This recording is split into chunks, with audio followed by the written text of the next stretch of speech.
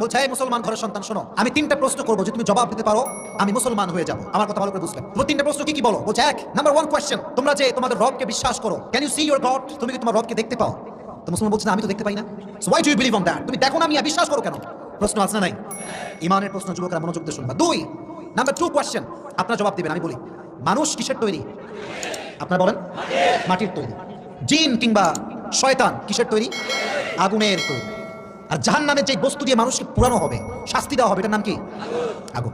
নাস্তিক বলছে কি রে, শয়তান আগুনের তৈরি, আবার জাহান্নামের আগুনও আগুন।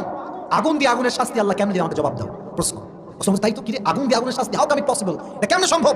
আগুন দিয়ে তো আগুনের পুরানো যায় না। বলছে বলেন তিন নাম্বার প্রশ্ন শুনি আবার।